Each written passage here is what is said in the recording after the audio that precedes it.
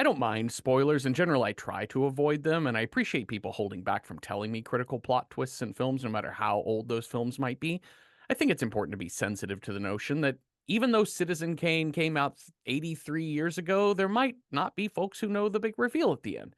All that being said, I'm not sure I quite know how to define what a spoiler is. Obviously, The Butler Did It is a pretty big spoiler, but there are spoilers of tone and spoilers of expectations too. In fact, I would argue the moment you say anything about a film to someone who hasn't seen it, you're spoiling it for them to some extent. For once, for instance, once I know that my rom-com friend really likes movie X, which is a relationship drama, I'm kind of expecting it to have a happy ending now. Or if my campy horror lover thought the new Blumhouse really sucked, then I can brace myself for something that's going to have more character beats than plot points. That's not the same as knowing the final beats of an Agatha Christie mystery, but it still changes how I approach the movie. We can't really not talk about movies around people who haven't seen them, though. Trailers and posters and reviews are full of tonal spoilers bracing our expectations. That's just how we have to experience film. It's rare to get to see a movie in a complete vacuum with no preconceived notions of what it will be like. So let's just talk about big picture spoilers here and the use of the phrase spoiler alert or no spoilers. Like I said, I'm in favor of not spoiling things for people, but, and listen closely here, if you or someone you're with ever spoils a film in mixed company, do not, I repeat, do not point out that this is a spoiler. Why? Because now you've made a possibly forgettable comment about a movie into a very memorable detail. Listen, there's still a good chance you've spoiled the movie for them forever once you say what you said, but there's a 100% chance you have spoiled the movie when you point out that you spoiled the movie. People tell me about movies all the time and I more often than not fail to actually go watch the film they talked about. And I'm going to skip this paragraph. I don't need this paragraph. So in talking about big picture, so we're talking about big picture spoilers here because we watched M. Night Shyamalan's The Sixth Sense, which has the most spoilable plot of all time. When I saw this movie back in 2000, it had already been spoiled for me. I wish I had been able to see this movie without knowing what the twist was. And let me interject quickly to tell those of you who do not know the ending of this film, if that's possible, that you should just go watch it because once you know, you won't be able to unknow it. Still, just by me telling you there's a big twist, you Still, just by me telling you there's a big twist, will already have you trying to predict the big twist for all 110 minutes. But the bottom line is that even with the spoiled ending, this movie fucking slaps. It's about relationships. It's about family. It's about trauma. It's about the help we need from other people and the help we take from other people. It's about the help we don't know we need. It's almost better if you already know that Bruce Willis is dead the entire time. Hi, Cecil. Wait, he's dead the whole time? Welcome to the welcome to the podcast where we watch the first 90% of every That's movie. it. Well, I think this is a great opportunity for me to tell you hmm that I have been dead this whole time. Oh shit. Yeah, That the whole explains so much. the whole time we've been making this podcast. So I've been every time I dead. do this, it gets so cold in my office. Every time That's I right. It record gets this. cold in your office. You've just been recording one-way conversations for the last 3 years, and everybody on Instagram and Twitter have just been too polite to tell you that it's just dead silence on the other end. Every comment on our Patreon is just, Jeffrey, who are you talking to? That's it. I No. can't hear Everybody's Cecil. pretending this Cecil. Do you remember when Cecil, star of Welcome to Night Vale, died? And then Jeffrey made a podcast talking to him about horror movies? We thought it was so meta. After Within the Wires, we're like, I don't know. We're just going to go with it, man. I guess it's just in their wheelhouse to be weird and spooky, but Cecil died, y'all. I still think about I normally have a question for you here, but I'm gonna skip the question because this is more interesting. The fact that you're already dead, but I still remember on it was on our very first tour. We did a show. It was at some performing arts venue, and it was a two-show Is this night. We had two shows, so we had a 7 o'clock and like a 9:30 Welcome to Night Vale okay? live show, and it was between the two shows. And some guy comes backstage, and Yes. you and Mara Yeah, and yeah, yeah. Meg and whoever else was Just hanging, backstage eating in the dinner. dressing Yeah, room. whatever. Joseph and I are in the hallway outside of said dressing room, and this man just 30 something dude in cargo shorts and a polo shirt comes up and he said, hey, I was looking for Cecil. And we were like, what? Who are you? What do you need? Do you know him? And it's like, no, but I'm curious, did Cecil grow up in Colorado? I'm like, no, no. From what I understand, he grew up in Tennessee. I don't think he's ever lived in Colorado. And he was like, okay, so we were talking. So he would be like my wife's age, and my wife and I were talking the other night about him, and she went to school with a kid named Cecil who died. And Joseph and I both, I don't know about Joseph's butthole, but mine clenched real tight. And I was like, oh, And do you think that that's me? and I said, Or well, or uh-huh, that is an anecdote that you must tell me that mm-hmm, you once met someone named Cecil who is dead. uh-huh. And I thought I was being funny, and I think I was, but it just fell flat in this audience to him. And when he said that to me, I said, oh, well, that's definitely our Cecil then, you know? And yep, he said, really? I was like, no, no, no, actually, hey, let's absolutely. walk. And I did the trick of, I was like, hey, let's walk and talk because I got to go out to the lobby to do something. And led He's like, him in the sure. opposite direction. And so we walked back out to the lobby. We still don't know how he got in through the locked doors to get backstage, but I walked with him to the lobby, just kind of talking small talk to him. Got to the front door. I was like, "Well, nice to meet you." Slam and shut the Oh door to my God. backstage. Oh, people are wild. Is that Mm-hmm. him? My wife's friend in elementary school died Mm-hmm. when he was 9. We're wondering if that's him that's in Is your that show. is that Cecil that we just saw do a 90-minute performance? Maybe. God. I mean, if it is, honestly, I think we should be all be getting paid a lot more money Mm-hmm. because that is literally the only show on earth in which a ghost comes back from the dead to perform theater. Yep. Man, Oh man. I'd make so much money if I was dead and still able to act. Yeah, if you were like, oh my God. Well, yeah, Like, you would can you be imagine, like, like rent me out every Christmas for a Christmas Carol? huge hit Hamlet's on Halloween. father, Mm-hmm. like, I don't know, it's Blythe Spirit. Especially if you could do all the Beetlejuice tricks for yourself Oh, too. God. Yeah. Beetlejuice Because the musical. you'd be a horror movie legend. You could Yeah. be like they would Well, no, I save think so it's much better money if on it's special theater. effects. It's better if Yes. it's theater because then you're like, holy shit, I'm seeing a ghost. There's a Yeah. ghost like right in front of me. Yeah. Well, ghosts in front of us. Let's talk about The Sixth Sense. When was the last time you watched this movie? Like, I think like 2001. Yeah. Like, it has been that long since I've seen this film because I I remember seeing it when it first came out, like everybody else. I just read a factoid that this was the most rented movie of the year 2000. mm-hmm. Like, everyone watched this movie. And for you young babies out there, like, I mean, when I say everyone, I mean everyone watched this movie.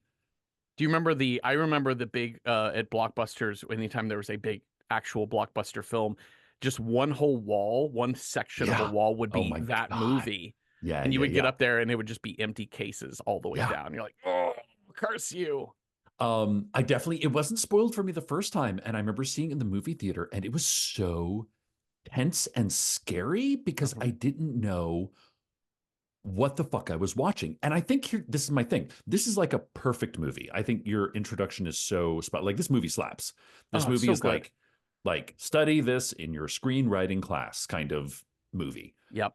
And the thing is that, like, you think the twist, like the hook is going to be that he sees dead people, but that's Yeah. not it.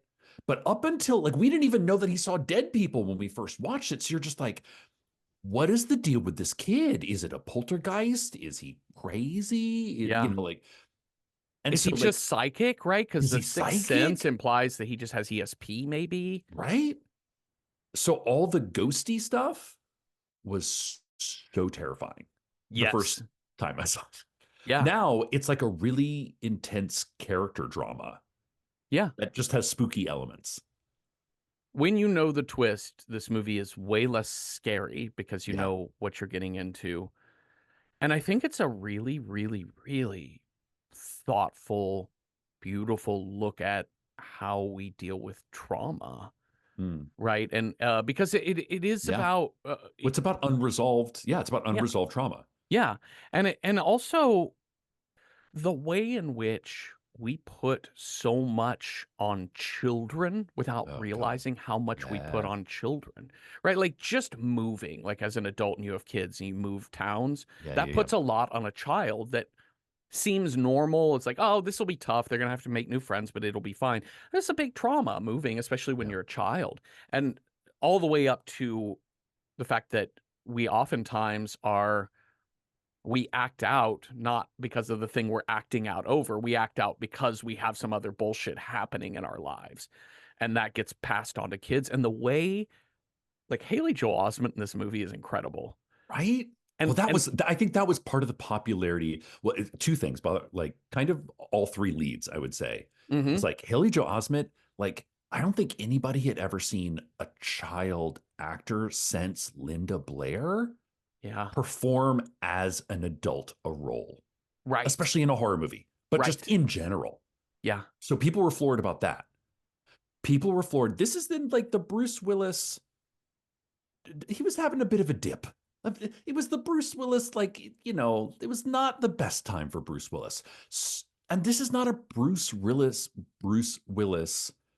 type. It's not Die Hard, which is kind of, what we were come to expect from him. So that was something else. Like, he's not blowing shit up. He's very sensitive. He's like actually being an actor. Yeah. And then Toni Collette comes out of fucking nowhere Mhm. and makes you cry. Sobbing. Was Yeah. sobbing last night watching the scene in like it's so beautiful. It's so beautiful what she's doing in this movie. Yeah.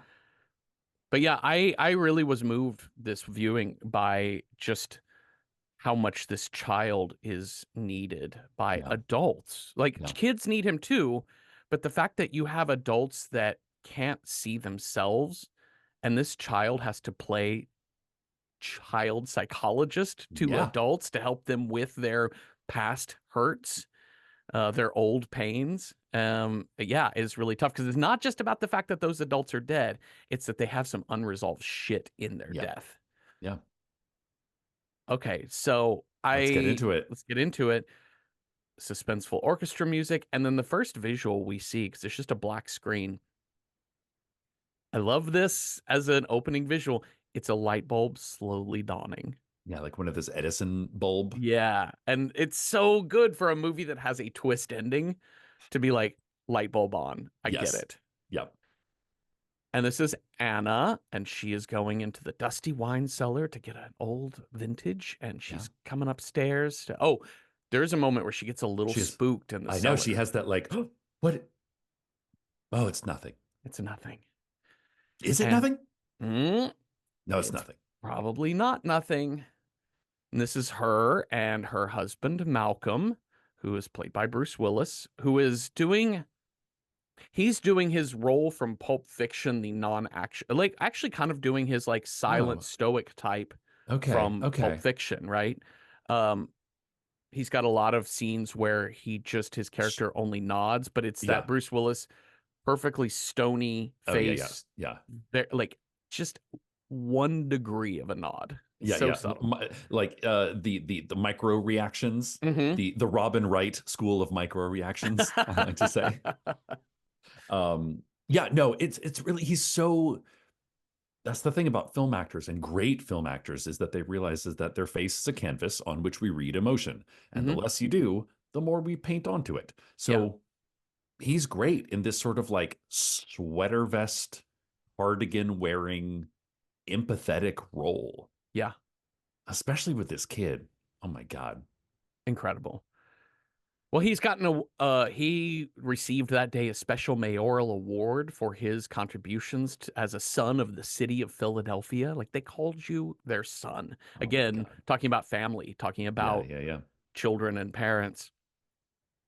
And he's kind of trying to blow it up. Oh, we'll just hang it in the bathroom. She's like, no, someone has finally recognized you for the Yeah. sacrifices you've made, not only in your life, but in our lives too, Like, yeah. because you have a gift for these children, but like you're gone a lot. Yeah. And Like you've so been down in the basement with your case files for the last however many years.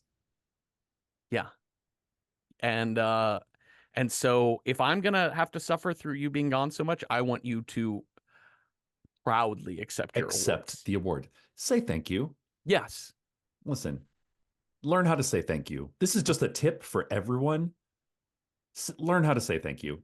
Accept grace. Yeah. Yeah. Accept it when it's earned, of Uh-huh. course, when it's earned.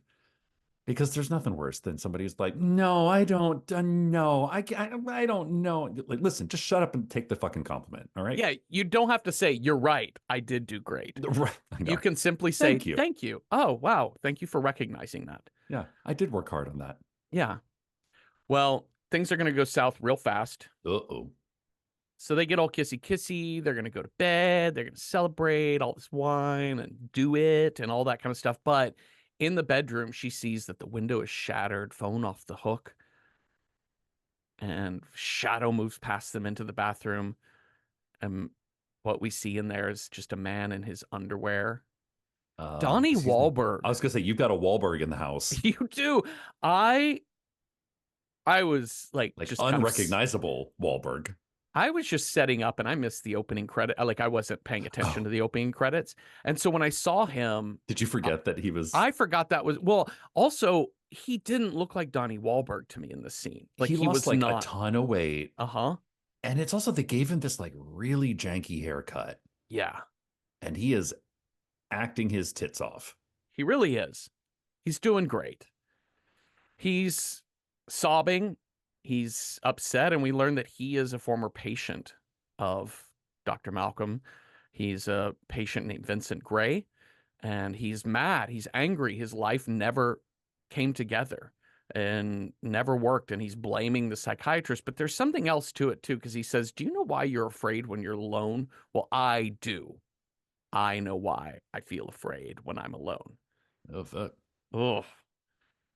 And he screams, you failed me. And Malcolm is trying to de-escalate, but it's not working. And he gets shot in the belly as Vincent shoots himself in the head.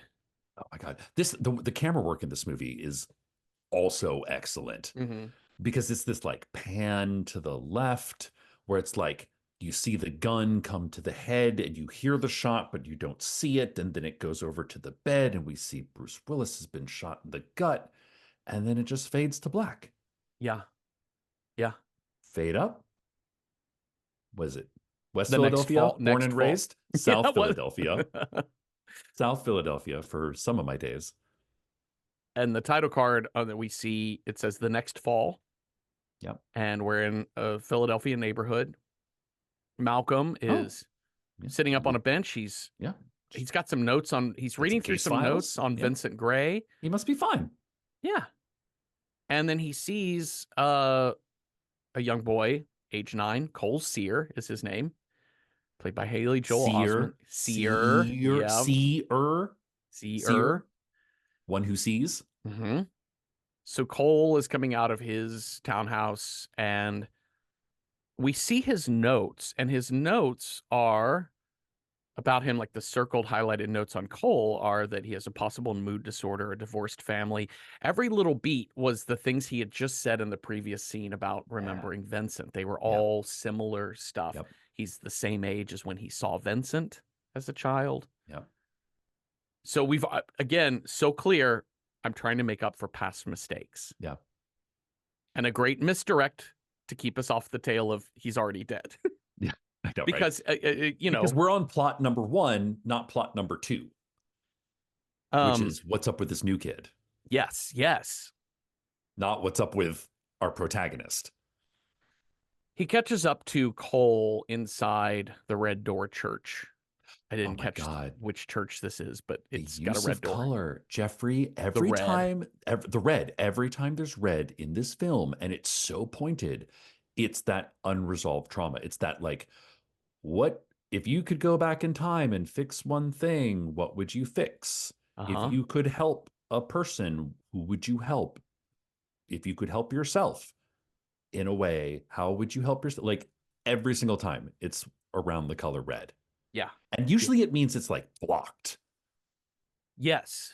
It's Yeah. like there's a clog in the system. Yeah. So Cole is he's sort of observing Cole throughout this conversation that he has with him in church. Oh, And weird. This kid just hangs out in church all day. yeah. And Malcolm is kind of fishing for things. He says, back in the old days, people used to hide in churches. And trying to get anything out of him. He points out, your glasses don't have lenses in them. And he said, well, they were my dad's glasses. And the lenses hurt my eyes. He also has scratches on his wrist. Yeah. Um, Can you imagine if Cole had just been like, stranger danger, and just walked away well, in like the yeah, very first scene? Be like, who the fuck are you? it's Mom a never very, said I had any appointment today. this is kind of like the last year this film could reasonably be made Right. because I think in Yeah. the 21st century we have a lot more awareness of, and The we red had flag Stranger generations. Danger. Yeah, we had Yes. Stranger Danger definitely in the 80s, Yeah, but it but was all very like, don't get into a van. yes, Somebody offers you candy, don't take it because like it sounds too good to be true. Don't do it. But people still kind of trusted each other, yeah. sorta. On the way out, Cole says, I'll see you again, right? And he says, if that's okay with you. And Cole, on his way out, passes the little shrine with the religious figurines and he takes one. He takes it. It's a Mary with a little red cloak. Yeah. So yeah, his taking of figurines and kind of the conversation later about uh objects having Yeah. Oh, yeah, yeah, yeah. residue of the dead Yeah. upon them as well. Yeah. And Anna, yeah, the monologue Anna has, she's like, I think like people leave a thumbprint Mm-hmm. on an Mm-hmm. object. So Malcolm, we see Malcolm back at home, and he's obviously we've already set up. His job takes him far away from his wife, not far Yep. away, but like mentally far away Yep. because he's Yeah. too Yeah. busy, and these kids are so important to him, and he's home late, and Anna's already eaten dinner. There's just like Yeah. one place setting out. She ate dinner and went to bed. And he just is like, well, guess I'll just go sit in the basement and research what this Latin shit that this kid was I know, muttering to right? me said. Okay, now we meet Lynn. Oh, Lynn. Fuck. She's a hardworking mom. I think I had forgotten how strongly this movie deals with class Oh, yeah. because we get a sense right away, working class. We've Yep. already seen two home interiors, and these are Hmm. two very different home interiors Like, between Lynn's place like and Malcolm's place. Malcolm and Anna have a wine basement. Like they have a Yeah. like Lynn, our introduction to her, she is doing laundry while getting dressed to go Mhm. to job number one, feeding the kid at the same time. Like it's a very different Yes. energy, you know? Yes. And when we see inside the cupboards in just a second, a lot of prepackaged food, right? So like the Absolutely. notion that she would have cooked for him or whatever is kind of thrown out. Yeah, she's like, like your Cocoa Puffs. Yeah, Cocoa Cocoa Puffs Puffs, are he an wants a Pop-Tart. okay meal, but maybe not the healthiest. The thing that she expresses so well and the script expresses so well that we never ever question for a moment, she loves her son. Oh, I know, right? She Yeah. loves him so much. She's not doting. Like it's not No, cloying love. It no. is true love, and I want what is best. It's just that they're incapable of, through most of this film, of getting to the point of understanding each other because two grown adults have a hard time understanding each Yeah, for other. real. And probably one of them don't see dead people on the regular basis. Yeah, It's but they're actually interesting. Like I kind of got almost a queer read off of this hmm, movie this time around, just in like the remembrance of like a when a parent loves their child mhm, and sees signs early on mhm, that their child might be queer in some way, which Lynn does, but I think my child is haunted by ghosts. Same, same. yeah, But that love and that like wanting to connect with them and then being mad when they're breaking the rules or breaking the boundaries and then like literally it leads up to a coming out scene yeah, in which she goes like look at my face becomes the refrain of their relationship. Look at my face. I could never be mad at you. Hmm. It's, it's, Yeah. the 90s were big on coming out. Yeah. I just want to know, and I just want Yeah. you to be happy. Like your parents probably kind of already knew. Yeah. What they do with Um, that knowledge, that's up to them, not yes. you. Yeah. Well, and when we understand what her trauma is, and it's Yeah. with her own mother, Yeah. is the trauma. It was just having a mother that could not communicate in life. They could not show the love to you that you wanted to receive. They couldn't, you couldn't match the love for each other Yeah. through Like actions and words. the like un emotive parent, the Yes. like tough love parent. This is why I'm, like kind of what I'm extrapolating from her Yes. relationship with her mom is that it's like based on the end monologue is like the parent that will literally never say good job Uh-huh. because that would give your kid a big head kind of Yeah. thing. Yeah. Yeah, and that's very prominent, especially in like East Coast, Northeast cities. Yep. That's a very, very That big waspy thing. wasp mentality. Yeah, yeah, yeah, yeah. That and also that kind of like working class Yep. immigrant type of family upbringing. Um, so there is a beat here where she goes to get the laundry, comes back into the kitchen where he's eating his Cocoa Puffs, and all of the cabinets and drawers are open. I love it. Such a good horror movie scare, I mean, and it's straight out of Poltergeist. yeah, It's that same thing of like the camera follows her, you know, little Cole is eating his Cocoa Puffs, hmm and then the camera, it's one shot, she goes like puts one thing in from the dryer or washer into the dryer, she comes back, everything is open. It's a bit of magic. Actually, I was watching a Japanese horror film. I think it's Kuroneko, maybe not Kuroneko. One of like some 60s Japanese horror film, and they do a very similar thing where it's like one shot and they change the entire setting when the shot comes back. It's amazing. fucking magical Yeah. when filmmakers do that. So the other thing that I think is really interesting here, because they add a twist to that, or not a twist, but an extra button to that beat, because you see the nerves on his face when she asks him, Yeah. "Gosh, Cole, what did you need? What happened here?" And he's like, It's like, "Just wanted Pop Pop Tarts? Tarts." Pop Tarts? But when he finally leaves to go to school, she looks down, and where his hand was, there's like a sweaty palm print on the Yeah. table. Yeah. And this is where he is going to be walked to school by Tommy Tomasino. Oh no. We're going to learn from Cole that Tommy was he this was an arrangement between Lynn Yes. and Tommy's mother to be like, "Hey, Cole just needs friends. He's having a hard time. Can Tommy be his friend?" And Tommy is absolutely not his friend. No. Calls him a freak, treats him like shit. And we're going to see this household that he lives in later. Yeah. Cole is definitely on some type of voucher thing or something to, or not voucher. That's the opposite where yeah, he's on some type of Yeah. scholarship-y sort of thing to a private school. He's in his uniform, everything like that. Okay. So okay. The first moment of this film that really got me so teary is when he gets home from school. And it starts with a shot of Lynn and Malcolm sitting in Lynn's Yes. living room opposite Yeah. each other. It's pointed out later. They're never Nope. speaking to each other. Nope. But when she goes to greet Cole, he's like, "How was your day?" And she says, "Oh, it was so good. I won the Pennsylvania lottery and I quit my job and I had a Yep. picnic by myself in the park. How was your day?" And he says, "I was picked first for kickball and I won the game for my team." And it's god damn, it's so beautiful. It's just such a sweet moment of like these fantasies that mom and son are sharing Yeah. together.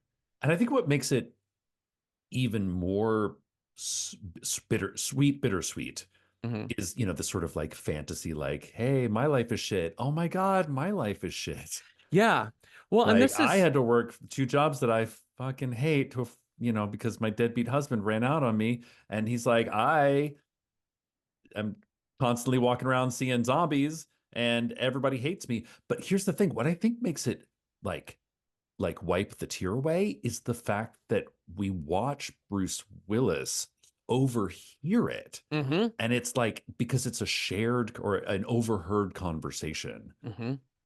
it makes it that's why we're on Lynn's side. Because Yes. it's like this thing of I don't know. There's something about overhearing a conversation that is that private because, well, Bruce Willis is dead. Yep.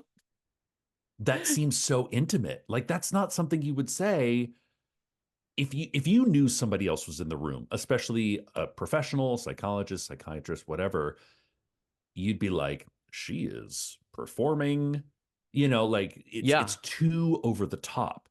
But it's I don't know, somehow the tone is perfect. it really is. And it also,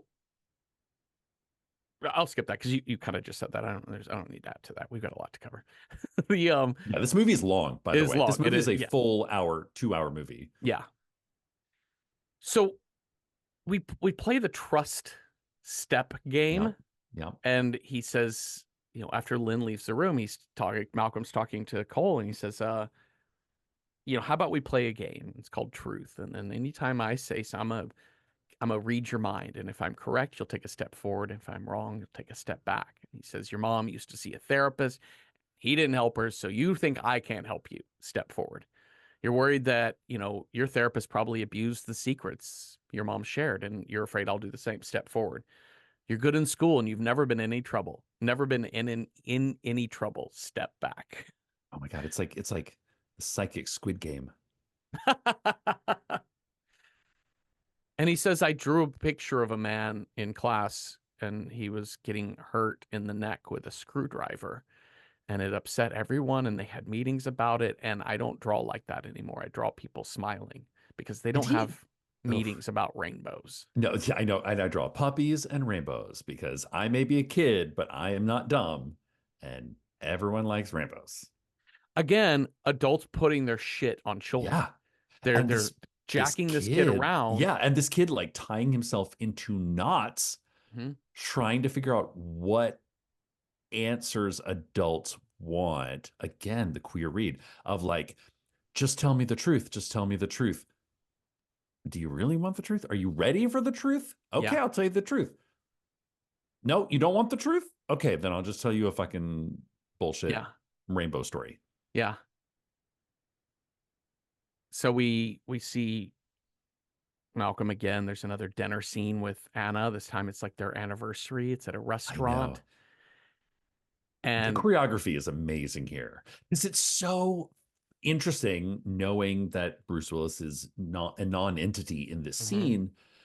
Like what can be read onto Anna's face as depression, uh, breaking up, relationship ended, grieving, but is read when you just literally just put a warm body in the chair across from her is read as anger, uh, yeah.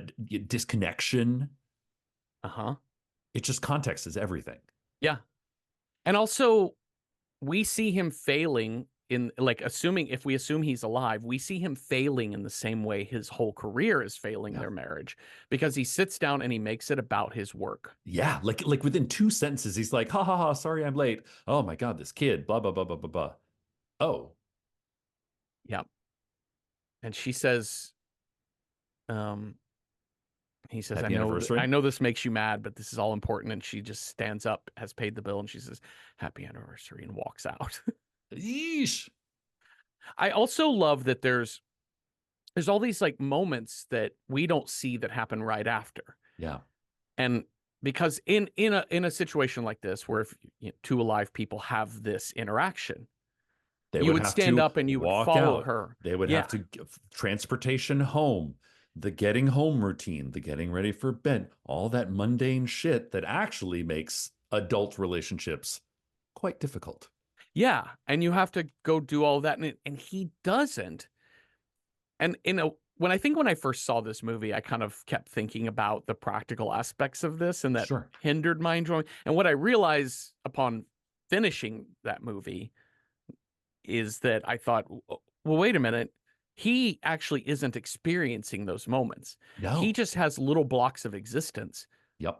He doesn't know how he got anywhere, why he's No. anywhere. He He's just like is. it's like in media res is what it's like being dead.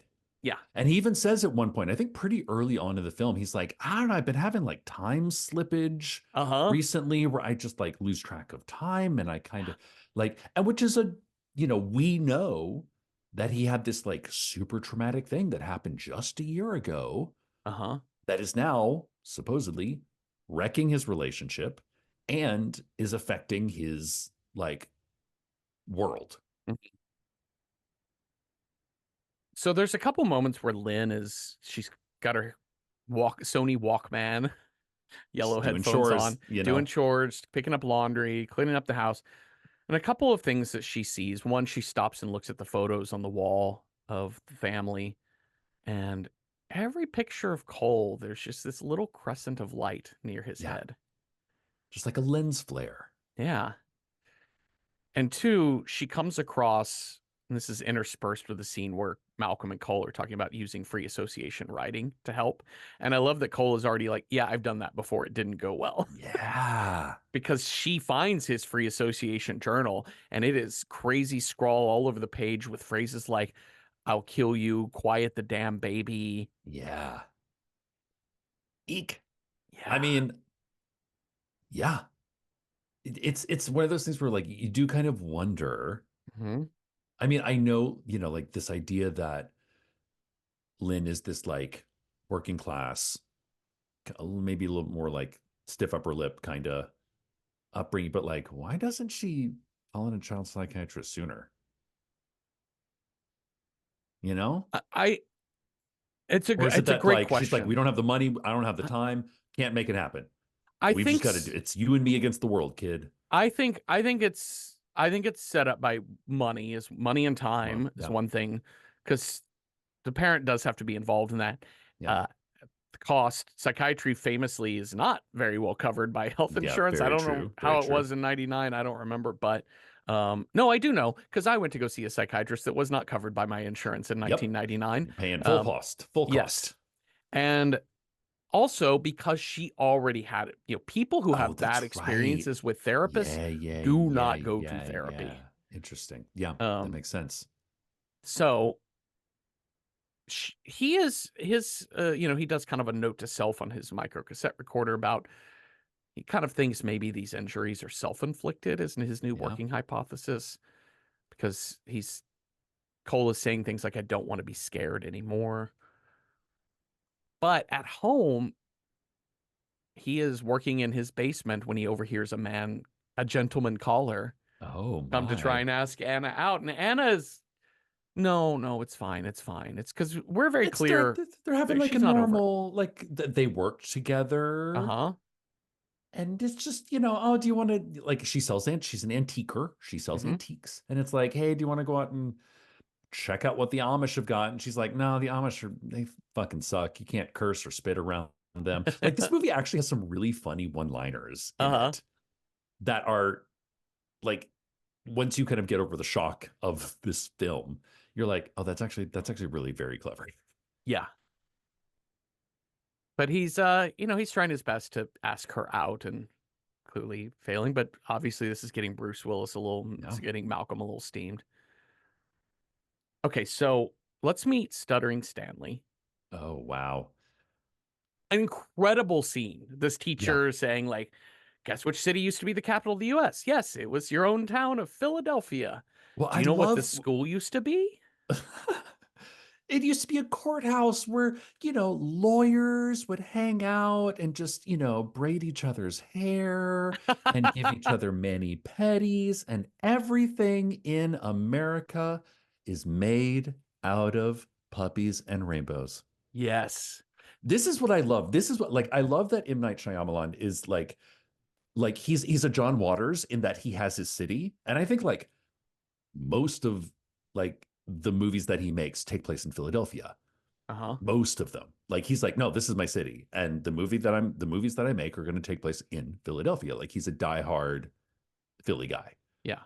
Um, But I love it for this movie in particular because there is a sense of like old America, American history. Hmm. Like everywhere you walk, there are dead people underneath your feet, Yeah. which you don't get when you're in, I don't know, California, Arizona. I mean, there is a bit of that, but like you get Yeah. like a 200 plus more years of it, maybe.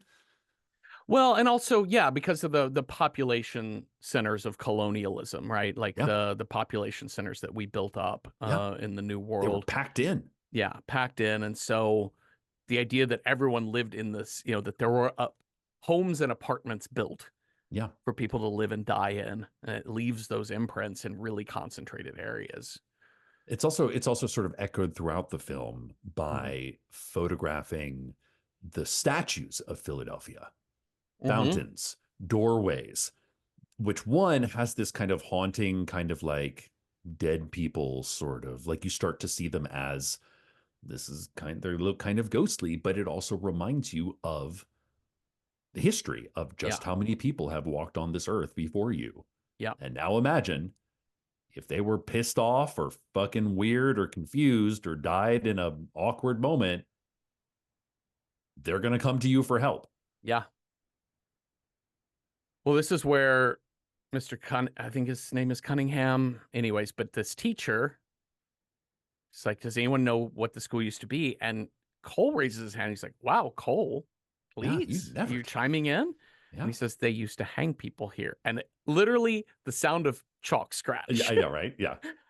He's like, that's not correct. Where'd you hear that? And because Mr. Cunningham says this used to be a courthouse. There was lawyers and Yeah. judges here. And he was like, Yeah. yeah, they were the ones that hanged everybody. Duh. What do you think goes on at a courthouse? And then Cole says, Probably a jail right next connected to yeah. it. And Cole says, don't look at me like that. I don't like people looking at that. He starts really looking at me like that. He starts freaking out by the way Yeah. the teacher is staring at him. And he just says, you're a stuttering Stanley, stuttering Stanley, stuttering Stanley. And it's very clear he's right. He does And he's have an ESP in addition to seeing dead people. well, no, it's his friend who tells him. Remember at the end when he's like sitting and he's putting on his makeup for the play and there's a woman there. Yes, you're She's right. a teacher who died in the school. So like You're there's right. there's like dead people all over the place and most of them are nuts. Most of them are too wrapped up in their own bullshit and they're very scary. But she tells Cole, I had that dude when he was your age. We used to call him Stuttering Stanley. You're right. You're right. No, you're totally it. They don't make that connection for you, and I didn't make it on my own. So Yeah, he's no, got you're like right. little allies. He's got like little ghost allies. I'm just so petty for Unfortunately, they look terrifying and they scream a lot. well, and it's another great example Grab of your leg when you're just like walking past furniture and shit. it's another great example of an adult Yeah. putting shit that you shouldn't put on a child, right? Yeah. Okay, so now we're gonna go to let's jump to the birthday party. Yeah. A couple other scenes here, the Yeah. penny People, magic trick, whatever, but the, birthday party. the psychology is not going well between Bruce, like, but they're becoming friends. He's They're chipping becoming away, he's buds. chipping away. Yeah. He's not making progress with his own wife at home, whatever. We're trying to figure this Yeah. out, but we're at the birthday party. I think this is Tommy's birthday party, Oh, Tommy absolutely. It Tomasino's must birthday be. party. But, he Tommy's dad made him invite Yeah. Cole. All the other And friends are again, like, why is he there? it's an overheard conversation. So we're watching Cole overhear his mother talk to the other mothers, Uh-huh.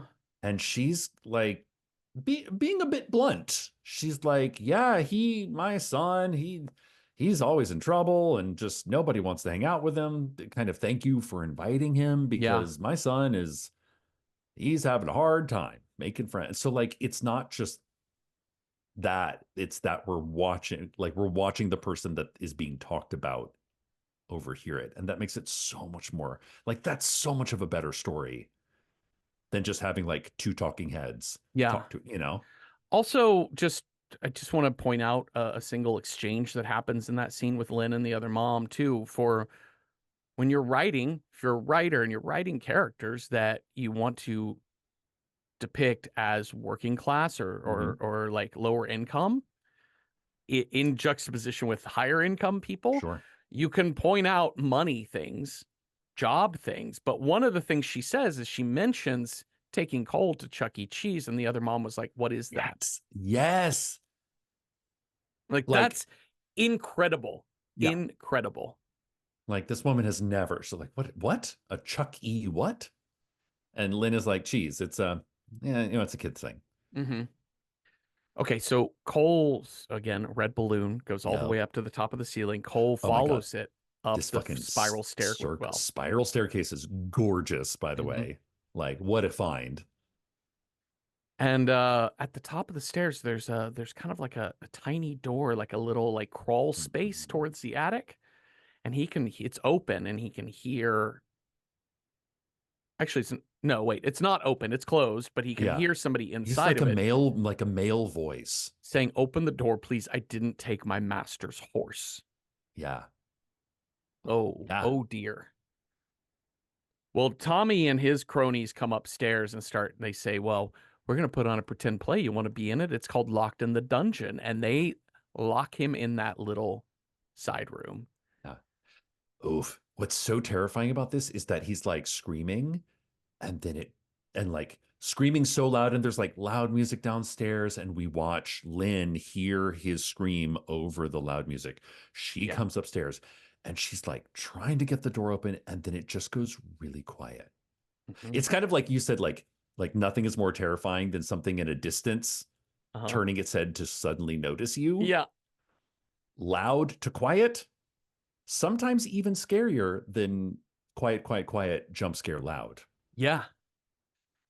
Because his screaming goes dead quiet. And the door won't open. And those other boys are just kind of staring in shock. Oh And my Lynn is God. not able to get this door open. Nobody's helping.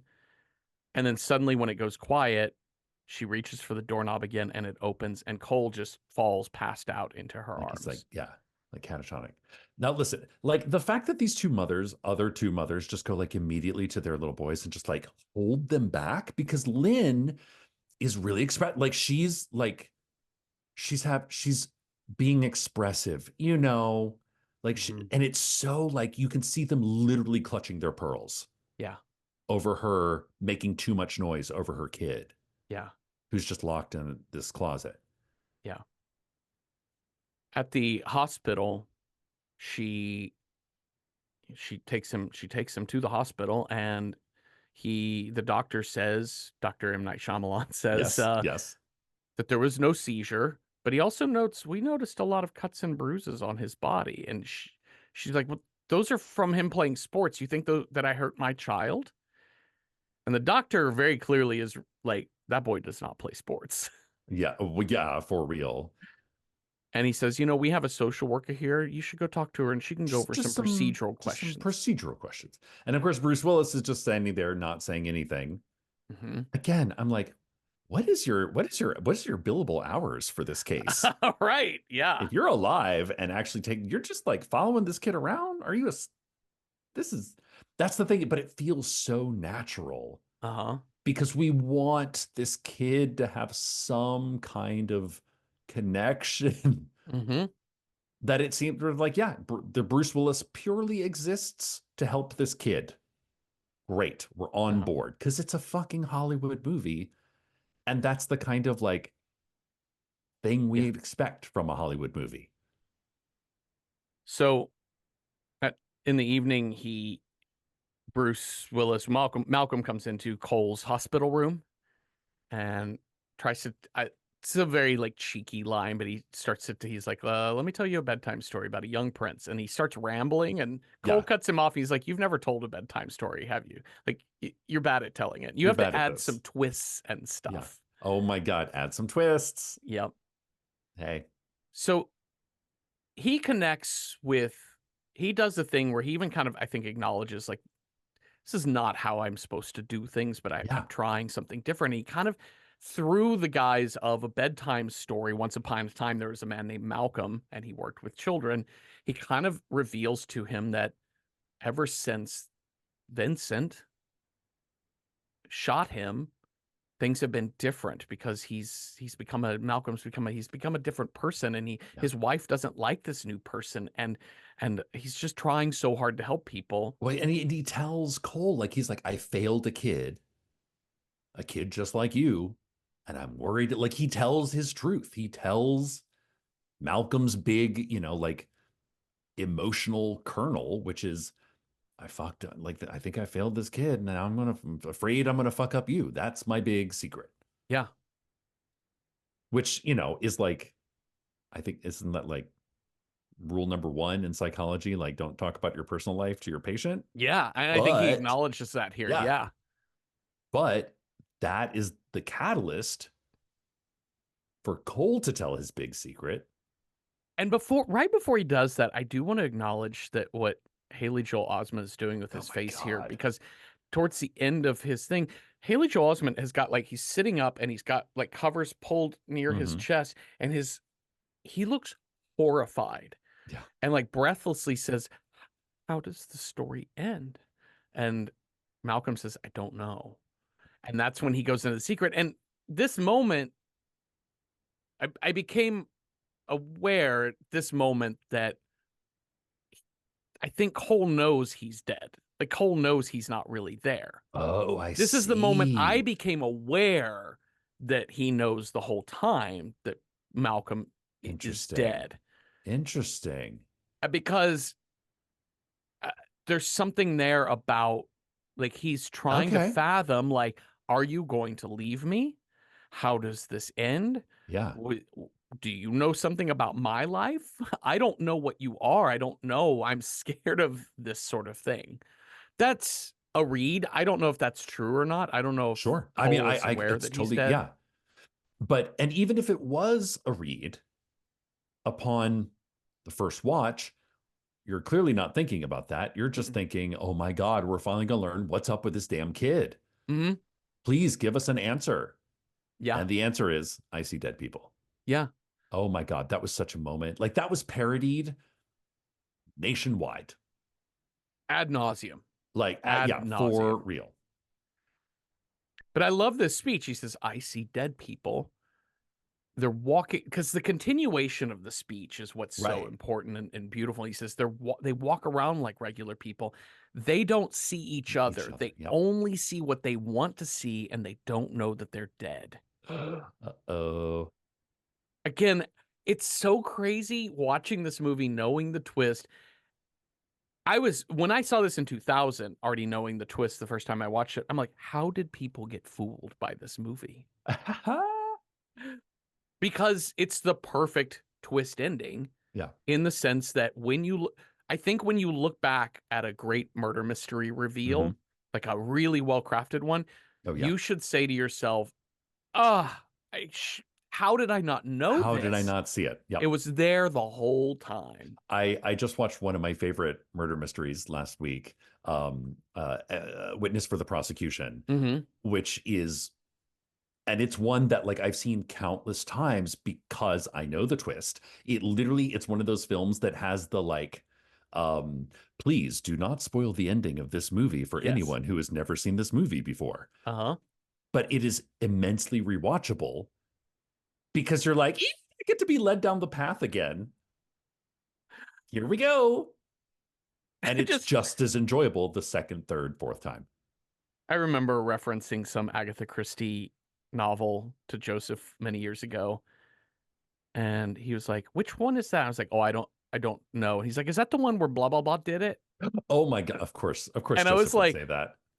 "Oh, well, I don't know. I've never read it." I've not read it. Well, That's okay. Listen, sorry, everybody's maybe it's not. I once put my foot in it. I think we're having a family dinner and the topic of the Sopranos came up. Oh dear. And I'm not going to repeat it because this is so embarrassing. Like I'm literally getting like my own embarrassment. Uh-huh. And somebody is like, they were like, "Yeah, I'm watching The Sopranos." It's like, "Oh, did you get to the point where so and so dies?" And she was like, "No." I was like, oops. Okay, Oopsies. well, have fun. It's Well, it's really really good. cool. You'll never see it coming. Um, so Malcolm leaves this interaction with Cole by stating, like, I think Cole has, he notes himself, Yes. Cole has pathologies more severe than originally Yes. assessed. Because if you like, this is like Son of Sam Mm-hmm. kind of shit. You're See, talking to dead people. You're seeing that. Like, this is not just like I'm having mood disorder kind of shit. yeah, because he starts talking about like schizophrenic Yeah. behavior.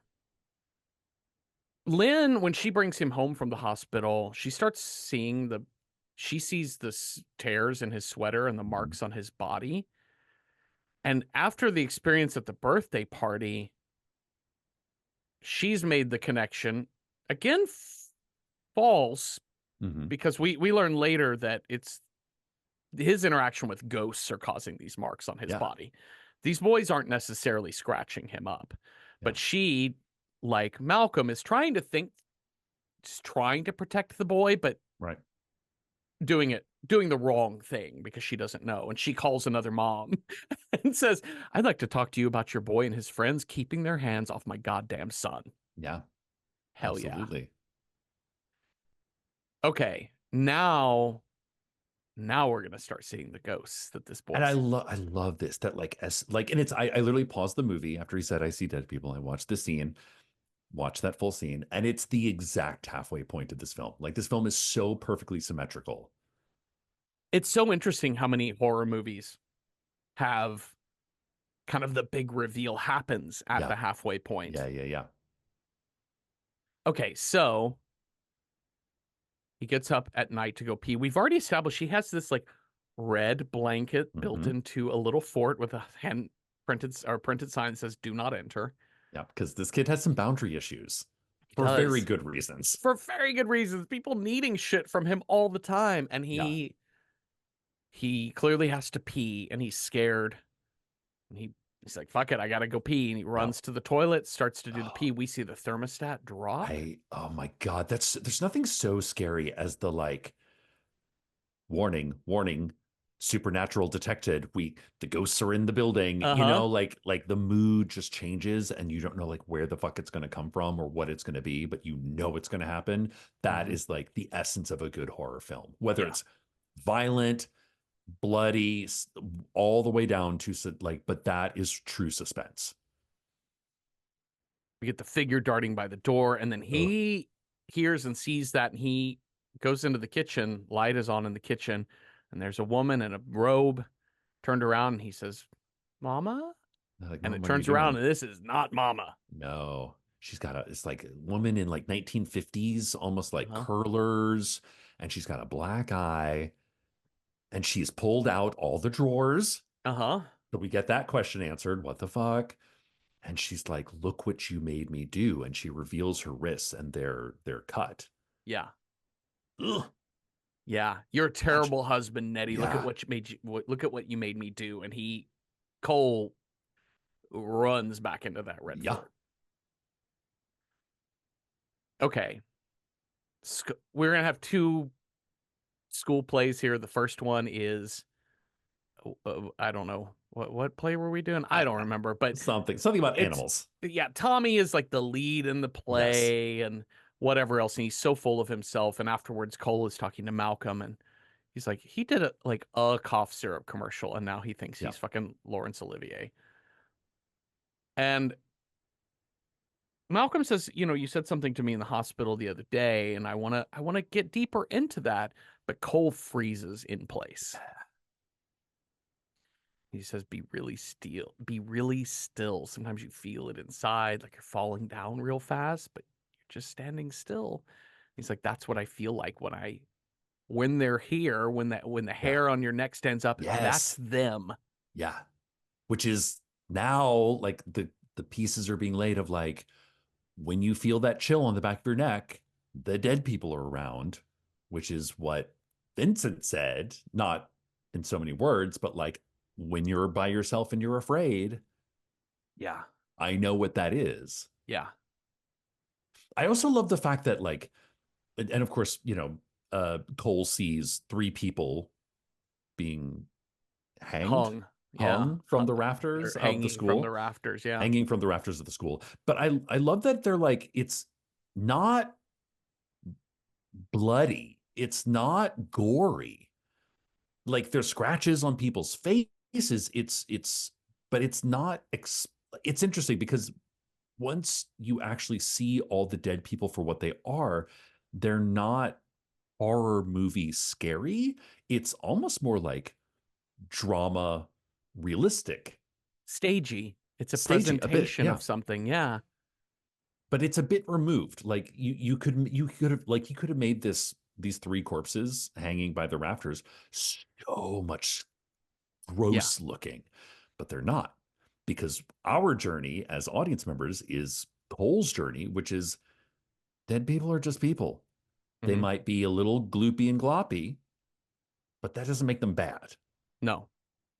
And I love that you brought this up because I had this very thought of there are I said there's two plays, school plays, but there's also a Mhm. puppet show in this movie Yes, too. And yes. so the essence of staginess Hmm. is really important because also when Yeah, we think about Malcolm's character, he only exists when he's on stage. yes, When he's yeah, on screen, he exists. When he's off screen, he doesn't exist. yeah, He is a character. All of these ghosts are just character representations of people that once were.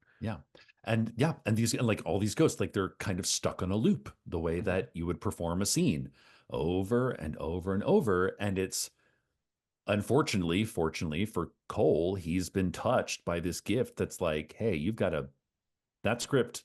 Do you like that script? Uh-huh. It sounds like you don't. That script sucks. Uh-huh. Maybe throw that script away. Yeah, maybe look for a different play to Yeah. get cast in. Yeah. Yeah. Okay, so we have Mom Lynn confronting Cole at dinner about why do you keep taking the bumblebee pendant out of my room and putting it. I found it in your drawer while I was cleaning it up. Why do you keep taking it? It was grandmother's. What if it broke?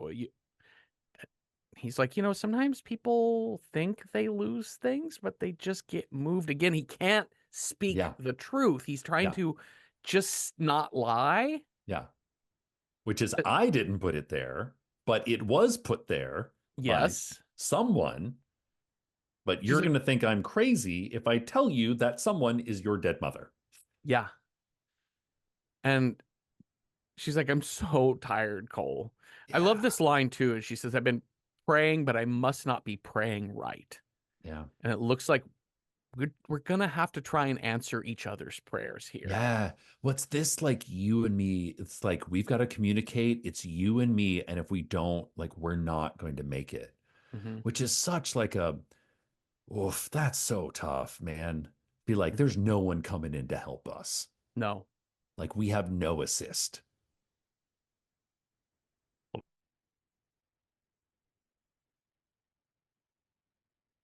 Sorry, we were Was getting there, to the was there, point where there was there a was ghost? Was there a ghost there? the prisoners were clanking their metal Ghost cups on the cat. bars. Yeah. So I had to open the office door. I just Meow. pray that they don't start going crazy in here. Okay. Eh. So she said, just I won't get mad. Did you take just tell me if you took the bumblebee pennant? And he says no. She's like, you know And she's what? like, get out of here. Yeah, yeah. To bed with Um, no dinner. But when he later that goes, night, yeah, he the sees the dog, he has a little puppy. The dog is freaking out because the Sebastian. dog knows something's up, Yep. and she can't get the dog to come out of the closet. And he comes up to her and he's like shaking Hmm. and is like, Mom, can I come sleep with you? And she's like, oh, I'm not mad at you. But she's like, why the Yeah, fuck he are you says, if you're so, not what's, very mad at me, can I sleep in your yeah, bed tonight? And she says, look at my face. I'm not yeah, very mad. I just want to know what's wrong. yeah. But he comes to her because he had seen the teen boy in the hallway. Yes. And the teen boy looks at him and he's like, hey, come on, come over here. I want to show you where my dad keeps his guns. And when the Oh boy my turns God. around to walk into the room, we see the back of his head is gone. Oof. Okay. Anna cut to the antique store. Yes. This took me a second to clock what I was actually watching the first couple Uh-huh. times. I was like, are we in a different movie? And I think it's just because this shot is so very creative. It's like, but it took me a while to realize why this scene is in the movie. You know what I'm saying? Hmm. There's like a couple that are like buying an engagement ring, and Anna is showing it to them, and it's this beautiful, she goes into this beautiful description of it's like, Burmese oh, sapphire. Burmese sapphire and blah blah. And it's clear, it's kind of funny because like the guy's like, can we get something a little more plain? Oh, And you want a the plain ring for your oh, plain wife? but it's the monologue that like Anna goes into Hmm. that is so interesting, and it psychologically makes sense why it's in the movie. But it seems like, what am I watching? And she talks about, this ring was owned by somebody and they must have left an imprint. And the fiance actually, she says, she's like, oh, did he have like curly hair and like, she like, Chestnut eyes, yeah. yeah, like you kind of wonder, are there people all over the place that have this sense of seeing Hmm.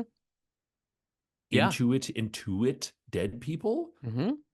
It's not said anything more about it, but she makes this thing. I love this monologue about like people leave a thumbprint on things, Yeah. spaces, haunted houses, things like that. Yeah. But it's the idea that like, but then they're kind of interrupted.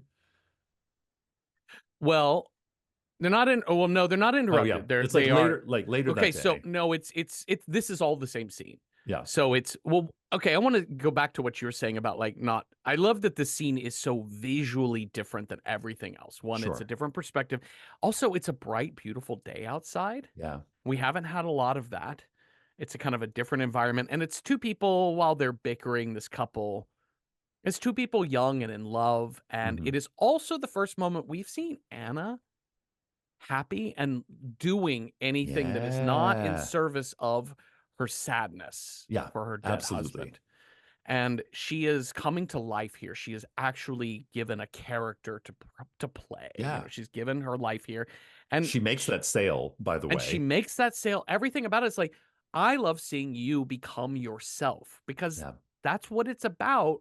Getting over grief yeah, is, especially when you lose somebody who you're so intertwined with, that you have to reset. Who am I? yeah. What do I do with myself? What am I good And at? What do I like to be good at? What would I be good at? What do I yeah, want to be good at? and she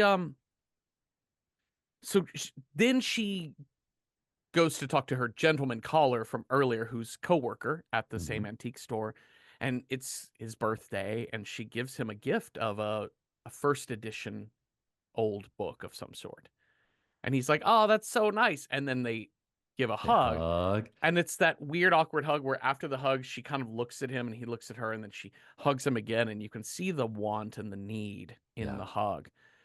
And And it's then like you think it's going to turn into a kiss, but it doesn't. She just kind of like she puts her head on his she shoulder, just leans into it. It's just very intimate. And which is better it's because so much better. so much better than a like, will they, won't they, kiss, kiss, kiss. It's more of like, she's just really sad. It just wants to be held.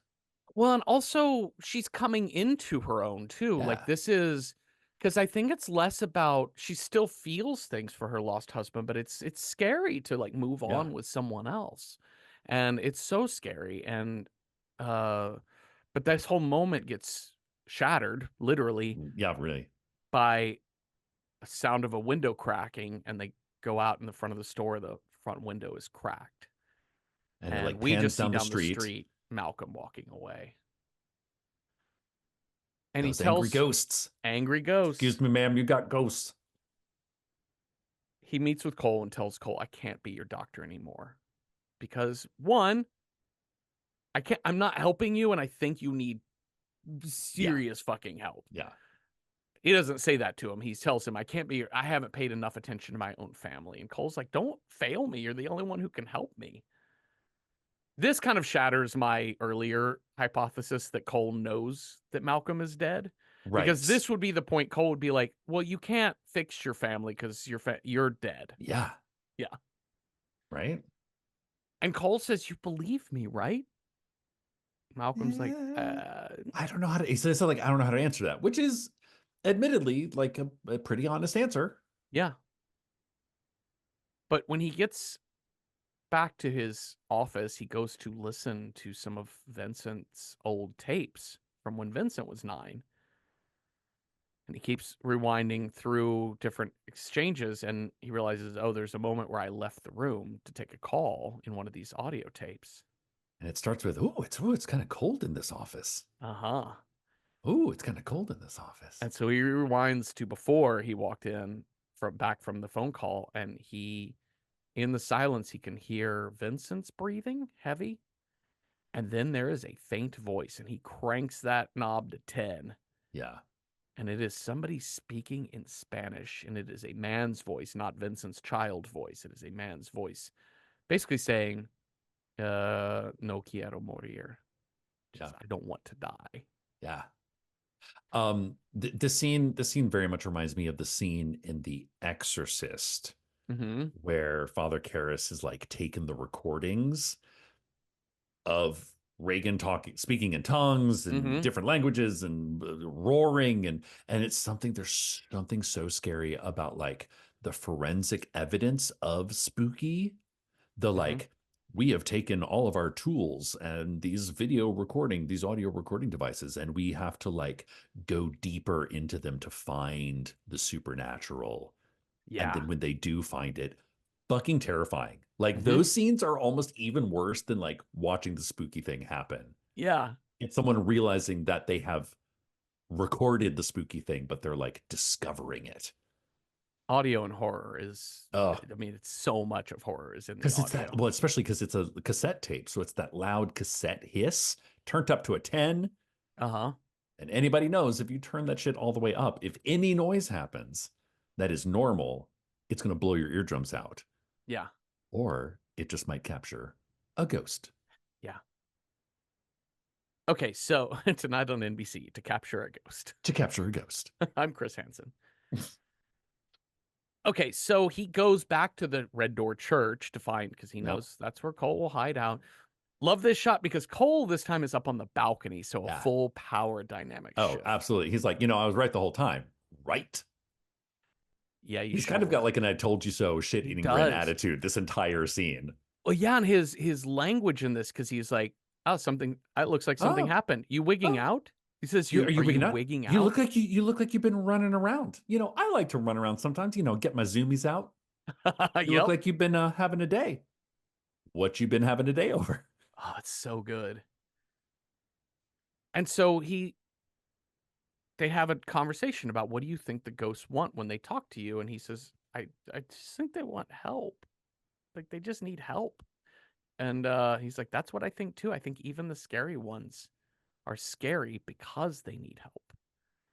And Malcolm says, I think I might know how to make them go away, which is just to listen to them.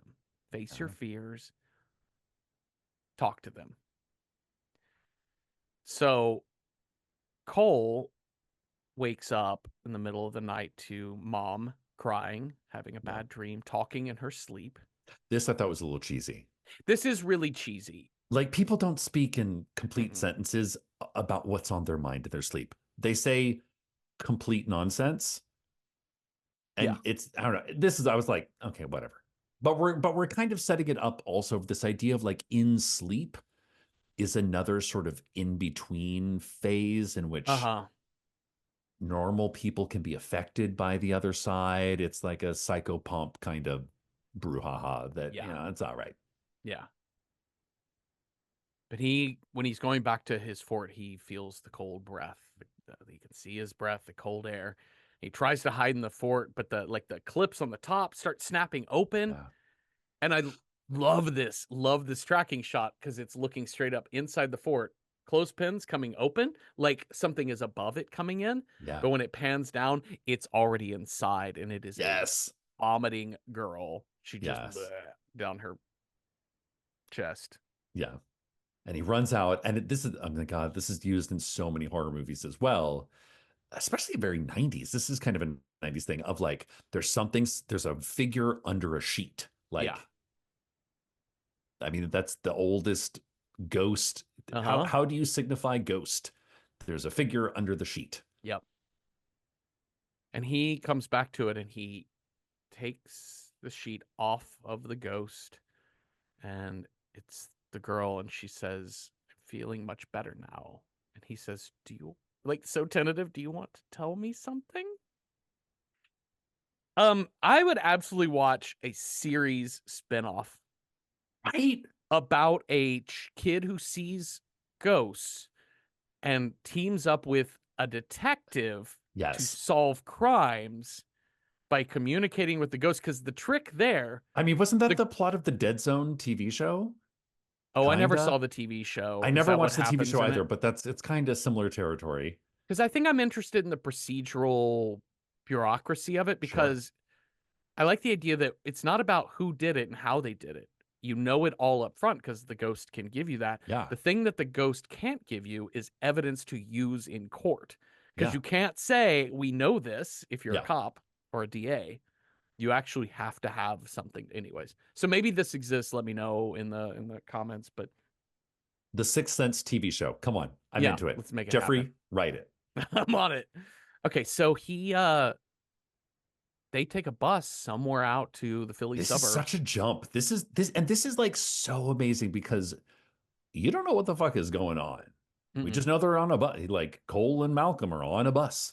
Yeah. And this is also very like this is not very Hollywood. Like you don't feel very like, oh, they're not making it easy for us. We just have to keep up with the story.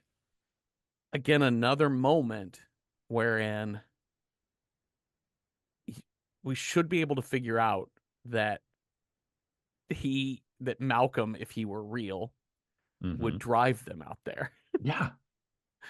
That you Or it's kind of presume the weird man that has a car yeah, and or does this not. or just that this adult is taking a kid like on a weekday, on a Yeah, Sunday, but probably on a Sunday because it's a funeral going it's a funeral on the service. Yeah, weekend. But like, is just taking this kid out yeah. while mom's working one of her jobs. Um, so they get to the funeral service. We learn through people muttering. We learn through people muttering at the funeral service that this girl Kira was sick For for like weeks. 2 years. Yeah. They Oh, said two years. years she fell sick and Yeah. saw six And different doctors, and her little sister is actually starting to fall ill in the same way. And it's so tragic of what's happening here. And Cole and Malcolm sneak up to Kira's room, go in, and he takes a little jester puppet mhm. and creepy fucking dolls everywhere. This girl Oh was my in God. Yeah. There's like creepy shit. marionettes Mm-hmm. that are ever so slightly moving. Uh-huh. But here she does the grab. She's under the bed Oh and my she grabs his God. leg. Again, I love the depiction of ghosts behaving this way because Yeah. I've joked before of like, oh, ghosts, you know, killers in horror movies act like they're getting paid by the hour the way they Sure. draw it out. But like, why can't the ghosts just be direct? Like, why do you got to be spooky as shit if you're just trying Yeah. to Yeah. Yeah. communicate a thing? But I think when we think about people dealing with trauma, expresses itself in irrational ways, and Sure. these people have no idea what they're doing Yeah. half of the And it's time. not violent usually, Mm-mm. but it is erratic. Yeah, And it's the difference. Again, it's like going back to what can be like the context is everything. We think they're being violent, but they're in fact being erratic mm-hmm. because they got unresolved issues Yeah. and nobody's fucking helping them. And she gives him a box. And now we see downstairs, he takes this box to Kira's dad, who's sitting alone. He says, "Are you Kira's dad? This is from her. She wanted to tell you something." And inside that box is a videotape. What's wild about this is that Cole and Malcolm don't stick around to watch this videotape. No. And it's No, because almost they like, already know. well, I don't even think they need to know. No. They don't know what this whole ghost girl's backstory is. All they need to know is that she's really upset and she wants to get a message to her father. Yeah. Not what the message is. Like he's Yeah. You're literally right. just the messenger. Yeah. And That's it's all she not his wanted. Yeah. concern to like be therapists to every ghost in town. It's just like, oh, okay, something bad happened here. Yeah. And holy God, this is Yeah. you think you've ever you think when you spoiled The Sopranos at the dinner Yes. table, you felt embarrassed. What about this stepmom? Oh my God. Oh, So, egg okay, on so my face. oh my, remember how it's like Baron von Munchausen? Is that what it's called? Baron Well, Munchausen syndrome? Munchausen by proxy is Munchausen by where proxy? You keep that's where you somebody treat somebody as sick. Yeah, that's kind of what this is, but she's yeah, making her like she's yeah, literally poisoning her. And the video is of a little marionette diorama show right in yeah. front of the video camera doing the thing, and then suddenly Kira's on the videotape and she's taking the diorama, the little stage away. She quickly puts it away, And gets then hops back in bed. and we see that this is a hidden camera on a shelf between books and on her desk basically. And mom comes in, sets the tray down because Kira knew that's where the tray sits. Yeah. And we watch mom pull out a bottle of like borax. I don't know what the fuck Well, this is. I don't think she filmed this on purpose. Like it's by accident. She was filming a puppet show. It just so happened that she caught the Oh. evidence. Oh, interesting. Yeah, that would make some sense that's why the puppet show was there. I just kind Yeah. of I was imbuing her with a lot of knowledge, but you're probably right. This is probably I mean, it's a little, less it awareness. does make it a little less like I'm going to entrap my mother who's Yeah. poisoning me, Yeah. but it makes it all that much sadder. Yeah. It also has a weird cutoff editing point, which I It was like, does. no, nobody press stop on that video No, recorder. no, no. This is Found found footage is footage weird. Yeah. loophole. Yeah. Here we go. This whole scene is there's a you do need a suspension of disbelief. The whole Yes. point is that this thing happened, this tape exists, and And that they pulled it out in the middle of the fucking funeral to watch that's it. what I'm saying is that like this stepmom, like everyone's standing around watching this tape and she is oblivious to what they are watching. And then the camera and the camera catches all the faces staring right at her. Yeah. She's And then wearing a red dress, red lipstick, staying in front of red roses. uh-huh. And then cut to dad and he says, "You were keeping her sick." And she doesn't say a fucking word. This poor woman, this actor, Oops a had to doodle. play the most evil person on Yeah, earth, right? and she didn't even get a line for her SAG card. No, no. Damn. Sorry I poisoned your kid. On the way out, Cole does give the little jester finger puppet to the little sister, and he tells her, Kira said, "You always liked this when it was your favorite." Yeah. And she says, "Is my sister coming back?" And he says, "No." Nah. Just a Honest, very truthful. mature Yep. response. Sorry, kid. Okay, so second school play, the school plays kind of show us the progress of Cole's Yes.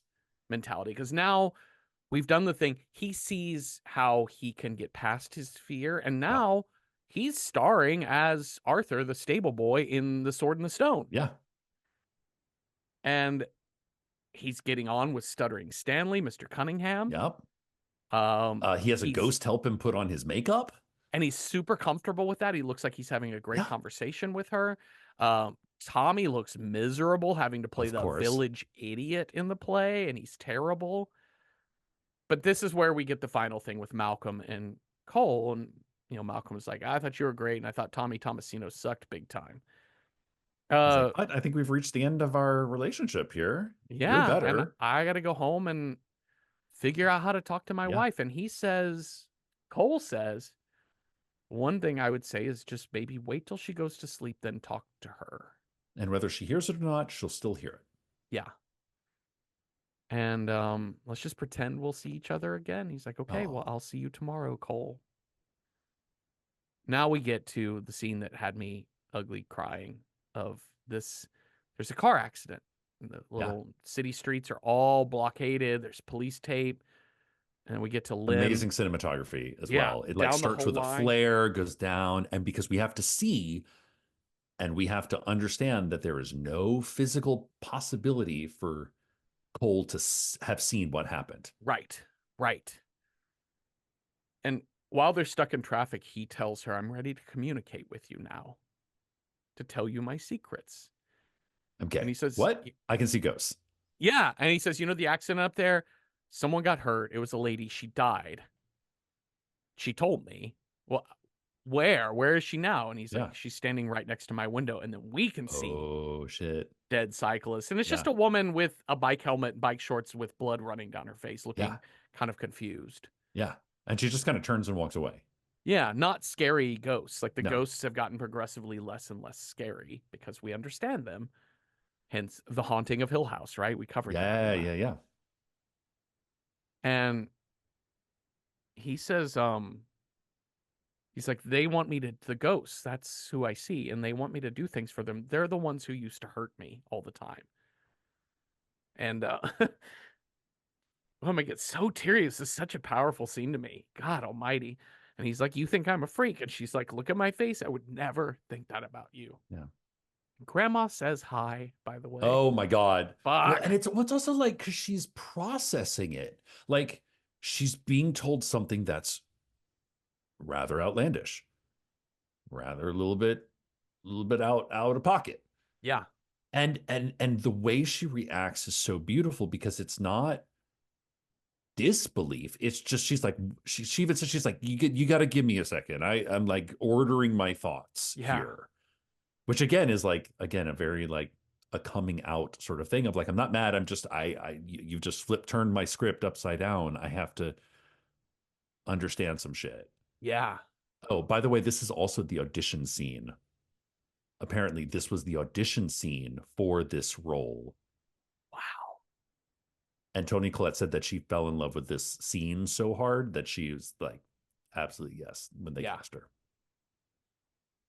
It's so amazing that I think this, I think for me personally, this was such a powerful thing because I've dealt for so long with like that feeling of like, I don't ever think I felt like a freak in my family. Yeah, But there is a thing where like I think that's the thing I've always held on to, which is like a lack of being understood. Like people don't sure. understand what I am, who I am, what I Yeah, do, anything like that.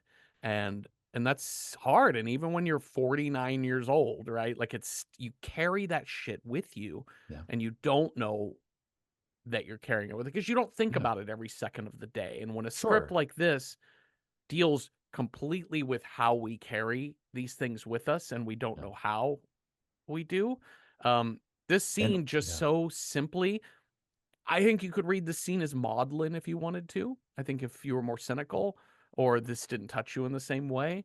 But and it is pulling the heartstrings very deliberately, but I think very effectively.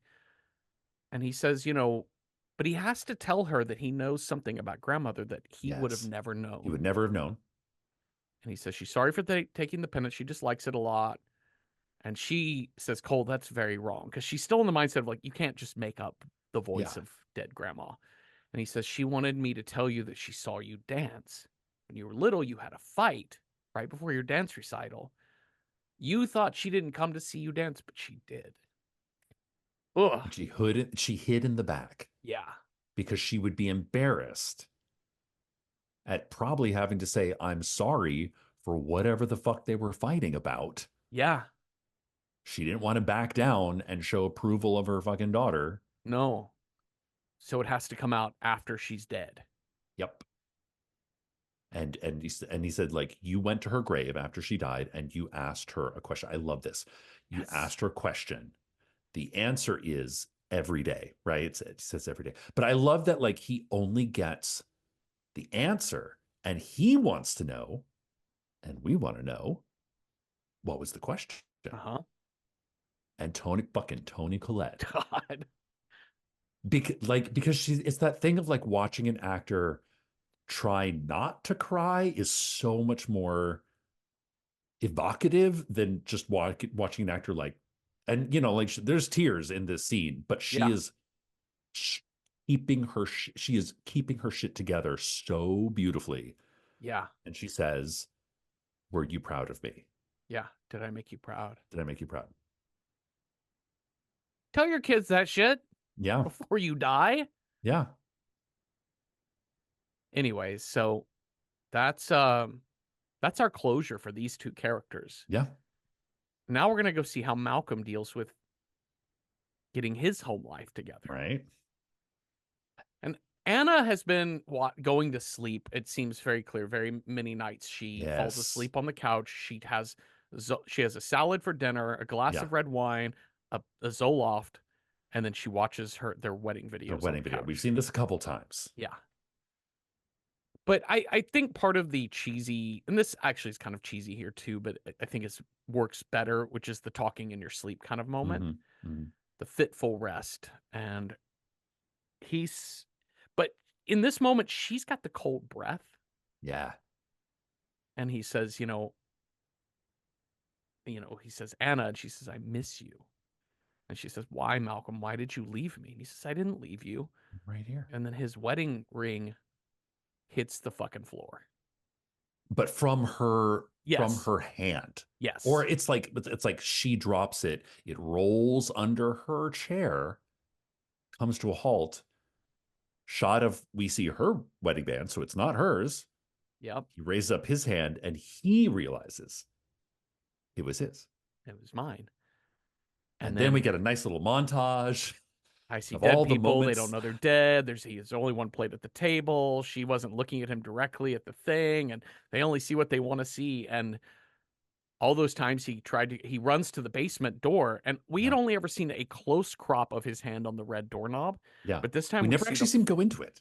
we never actually see him go in there, and he always is searching his pocket and he doesn't have the keys to get in. Yeah. Well, when we see the full shot, it's not just that it's locked. She's put a whole there's like a little bookshelf Yeah. blocking the entrance to that. Yeah. Because it's no longer his office. And also, it's been there the whole time he's been trying to go into the basement. Yeah. The dead only see what He they want to doesn't, he just see. can't. Yeah. He can't Yeah. make it happen. Yeah. Yeah. And then we see him bleeding out on the couch from the opening scene.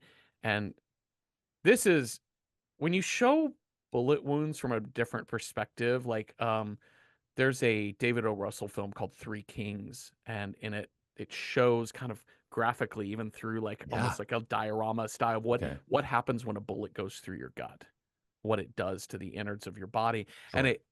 this is another moment where the bullet hole is not bleeding. Yeah.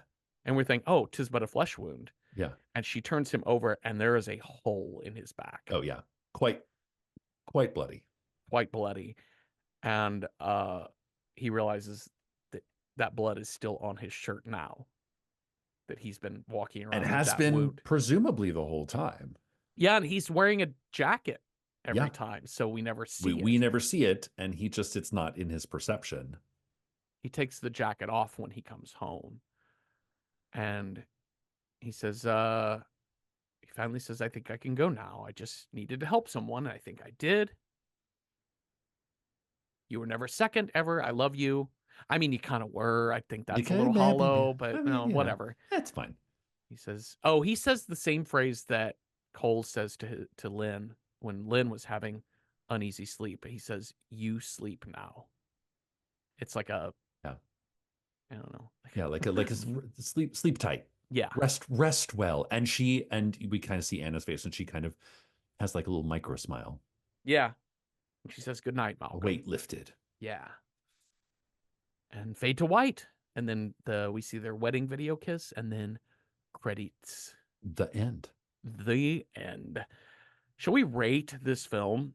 Yes, let's. How approachable is this if you're horror averse on a scale of 1 to 10, with 1 being the least approachable and 10 being very approachable for the horror squeamish? I mean, I'll give The Sixth Sense 8 out of 10. Let's say, especially if you've already listened this far and you Oh, yeah. know the ending. I think this movie's scarier if you have no idea what's going to happen. But let's say, 8 out of 10, red balloons. Absolutely. It's got a couple little jump scares in it. It's obviously got a depiction of suicide. It's got kind of a home invasion is how it comes up. The bullying is kind of reminiscent of Oh, yeah, old yeah, yeah. 80s horror Yeah. films, like just Yeah. how vile kids are to each other. There's minimal blood when it does show it. It is a pretty not graphic like Midsommar graphic, but Yeah. it is a graphic wound of that kid's head and Bruce's back, of But it's Malcolm's not back. like exploitative. No, Um, it's not gory, yeah, gory. no, no, It's no, no. minor blood and Yeah. gore. So, but I think this is really approachable. I think it's a really beautiful, very tough film in a lot of ways, but I don't think it's because of the scariness of it. So that's how I would rate this for approachability. What about you, Cecil? Just as a horror film, how do you rate this? As a horror film, this got to be pretty high. Like this is it's great. Yeah. Like it's been 20 plus years since I've seen this movie, and I had a great time rewatching it, knowing, going back to that like early 2000s sensibility of horror Uh huh. and stuff that we kind of take for granted now. Like we're constantly looking for a twist. Why? Because this movie gave us the twist. Like this was the era of amazing twists in Yeah. film. So for that reason, I would say 9 out of 10 um, Virgin Mary statues. Yes. Perfect. Well, let's figure out what movie we will watch next. You've got a scare die, I've got a style die. We'll roll those up and see what movie fits those two things. So, Cecil, if you roll a one, our next movie's scare is Altered State. Two, technology. Three, a wild card. Four, Mother Earth is our scare. Five, demons. Six, psycho killer. That's a 5. Let's do demons. Did we just put that on there? Man, those 5s are rolling It's hot. 2 weeks. It's been on there. This is its second week on this list. So let's match demons up to our style. If I roll a one, our style is college or university sort of setting or characters. Two, a one-word title. Three, a sequel, a prequel, or a remake. Four, giallo film, giallo-ish. Esque. Five, yes, yeah. Five, it's a movie from the 1960s. Or six, it is an urban film. Let's see what we got here. That is a 6 urban Oh, all right. All right. demons. Well, obviously, we've already watched Demons. We have watched Demons, Yes. and So we also watched the Brownstone in Rosemary, Brooklyn. Rosemary's We Baby. watched Rosemary's Oh, Baby and The Sentinel. and The Sentinel, Oh, which and The are Exorcist. and The Because Exorcist, which are yeah. all great urban demonic horror films. So So we're not listen, we're doing our best here. yes. So we've got a few on our list. We wrote down a few options. We also have a Letterboxd account. We're Random Horror 9 on Letterboxd. So you can sign up on Letterboxd. It is free. And you can go look at Random Horror 9's lists where we have all of the possible die rolls for that week that you can contribute to. So let me tell you about the ones I put on this list, and then you tell me about the ones people gave us on Letterboxd, Cecil. So the first one I put up here was 1408. Yeah. John Cusack, Samuel L. Jackson, based off of Stephen King's Yeah. story. I don't Demons, maybe more demons ghosty. ghost cursey sort of. Cursed. It's Yeah, definitely urban. yeah, Check on urban, but it is a little bit more like haunted hotel than yeah. demonic, maybe, or demonic hotel. I don't know, maybe. Another one I put on here is Amityville Horror, which is definitely demon Definitely possession. demons, but not really urban Not really though. urban because this is like Nassau County. Like this Yeah, is they're like suburban. they have a boat dock in that. Yeah, Like it's yeah, suburbia. yeah. It kind of is like urban sprawl, but it is Absolutely. suburbs. I don't think it's Yeah. quite in the spirit. Okay, another one. This is Georgetown again. The Exorcist 3. Now this movie, Uh-huh. scary as fuck, takes place in the city, Hmm. and it also is like I think an excellent choice for this pairing. And the last one I put on here was not directed by, but produced by M. Night Shyamalan, a movie called Demon, or I'm sorry, a movie called Devil, Yeah. which takes place almost entirely in an elevator. Elevator. Yeah. So it's like Not a seen group of this people movie? in like Yeah. I have seen it. It's quite good. I mean, again, it's a lockbox film. Group of people are in an elevator, and one of them is Devil. Who is it? I love it. I love it. So yeah, I've been wanting to watch Devil for a while. This looks really intriguing. So those are the ones that we put down on our list. But let's check in with our Letterboxd folks and see what they had to say. Watch Radio recommends The Possession of Michael King from 2014. After the death of his wife, a man sets out to disprove the existence of the supernatural and bites off more than he can chew. I Uh-oh. I've never heard of this. 2014, haven't The Possession of either. Michael King. Oops, sorry. I'm just going to knock my microphone around here really quick.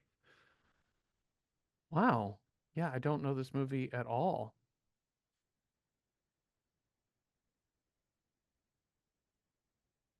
Interesting. Okay. Well, there it is. It doesn't seem highly regarded by Rotten Tomatoes, but also Yeah. that could just be because horror films tend to be less Horror films regarded. don't get rated as well. Monstrum recommends Mirrors from 2008, remake of South Korean film Into the Mirror. A late night security guard is assigned to a burnt out old department store. Its demonic mysteries soon follow him off the job and threaten the lives of those he loves. Shit. I can't tell you how many times I go to Macy's and I take home a demon. It's like signing up for credit. They I get you that Macy's card and it comes with a demon for a year. I wait for them to go on sale, and a lot of Yeah. Oh, times yeah. You those got to wait for the demons white make it sale to every they make it to January. TJ Maxx too. Yeah. So I usually wait till they Yeah. get Go to there. the outlet mall, pick up your Yeah. demons. Crowned Sealy recommends Demons 2 and says too obvious answer. I don't think that's too obvious. I think Demons 2 is a great answer from 1986. Incredible. Yeah. Yeah. Seconding The Exorcist 3 because it's batshit movie in a good way. Absolutely Uh-huh. agree with you. Booga Booga, Demons 2, Exorcist, absolutely. Constantine, 2005. More action with horror elements, but definitely has got like an LA vibe to it, Okay. which is one of the reasons why the people who have loved the comic books did not like it, but it fits the bill. Hmm. Darbalus recommends Lose from 2018. There are a couple of films of the same name, so the year matters. 2018. Luz, a young cab driver, drags herself into the brightly lit entrance of a rundown police station. A demonic entity follows her, determined to finally be close to the woman it loves. No. Yikes. And also recommends Anything for Jackson from 2020. Takes place in Barrie, which might not be what we think of as urban connoting in the US, but it is indeed a Canadian city. I love that you're like, it's not necessarily urban, but it is a place. It's got some tall buildings there, and it's Yeah, population it's 150,000, which it's a I place. think is the population of Mesquite, Texas. So I'm Yeah, not gonna go fully urban, urban. maybe, but I don't know Canada as well, so who knows? Temmie Silver recommends The Remaining from 24. We have a lot of 2014s on this list. It's kind of Interesting. interesting. Following the events after the start of the rapture, oh no, it's a rapture story. Fuck. Two newlyweds and their friends try to navigate the crumbling city as it is ravaged by demon shaped creatures. Okay. Oh, the rapture. Oh my dear. Lyria Dendron recommends Little Evil from 2017, one of their favorite horror comedies. The urban leans a little more suburban, but it fits the vibe of things like The Exorcist. Sounds interesting. Fifth Mhm. Hammer, seconds The Exorcist 3, The Exorcist 3 by Cronenberg TA. Squin recommends The Day of the Beast, 1995. Now, this is one that I've heard referenced quite a few times. I've just never seen. No, I haven't either. This definitely looks very demonic for Hmm. sure. Oh yeah, I think the reason why I've seen this so many times is because it has like a priest teams up with a black metal aficionado. So it kind of like when I was researching Bitchin' soundtrack, I think this Uh-huh. movie came up a few times. Okay, okay. This definitely looks like quite demonic, quite fun.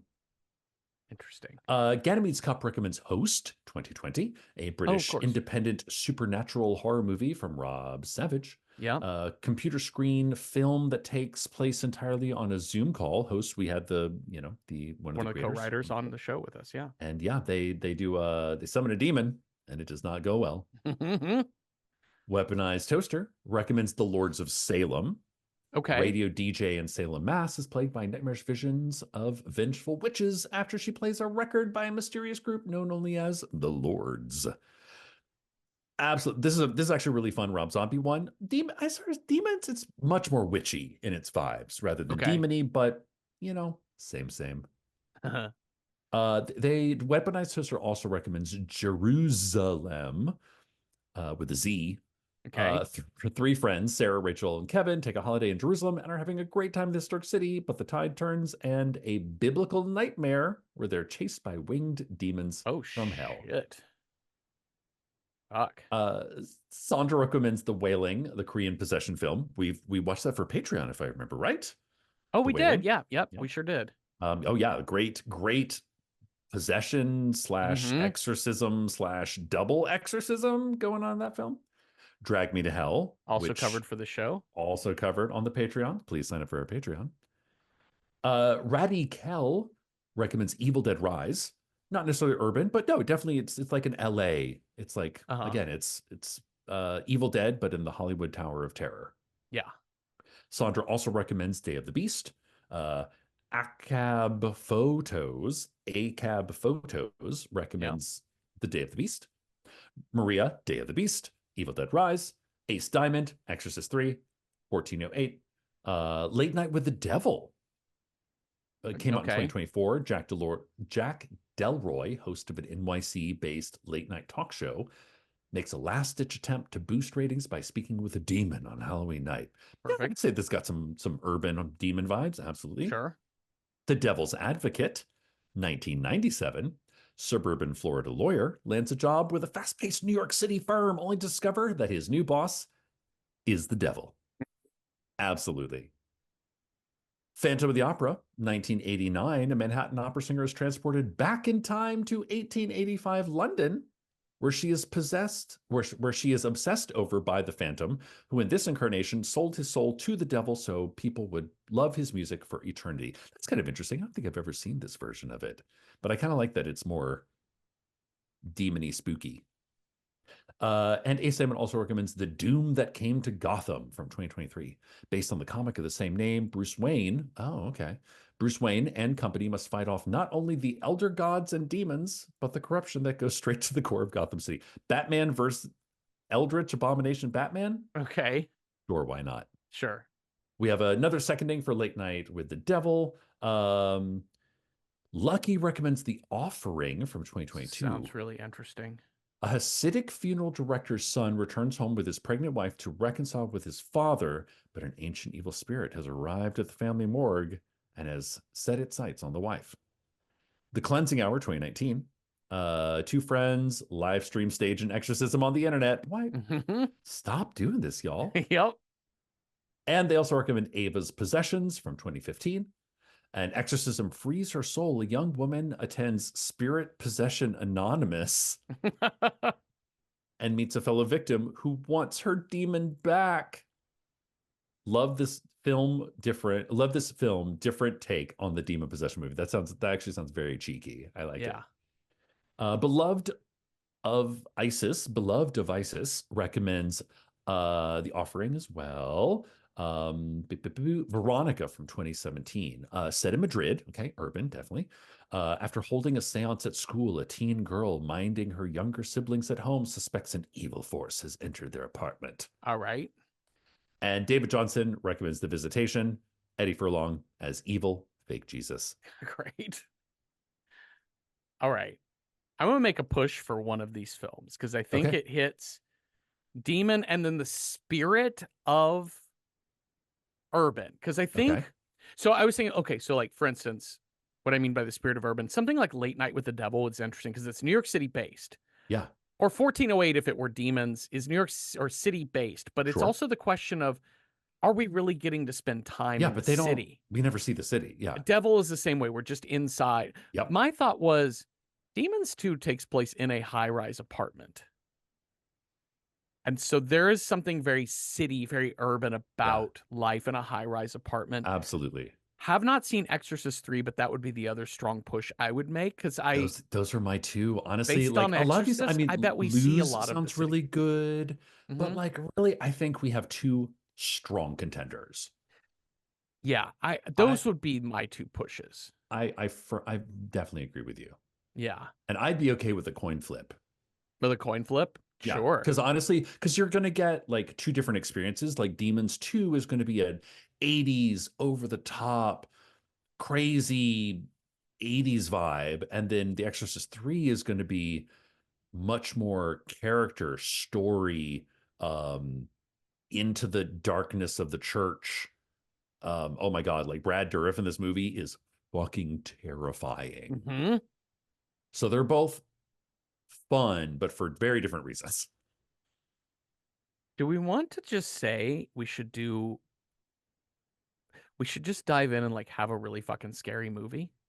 I Because mean, we went like The crazy Exorcist, 80s silly with yeah, we Burst have done that. City. And The Exorcist 3 is like maybe one of the scare, like it's scary. I'm I into think it. we should do The Exorcist 3. Okay, I'm into it. I really love Demons too, and I I just know. am thinking about how much I I loved know. Demons. I don't know. Are you think that's fair, or do you want a coin flip No, I just think to give it a that's a great. I think no, okay? The Exorcist 3 is a great choice. I just was thinking, I was like, let's watch something really Yeah. solid, scary, Yeah. and we just watched The Exorcist, so it's kind of fun to Yeah. jump onto this one. Will I understand it if I haven't seen The Exorcist 2, Cecil? We'll find out.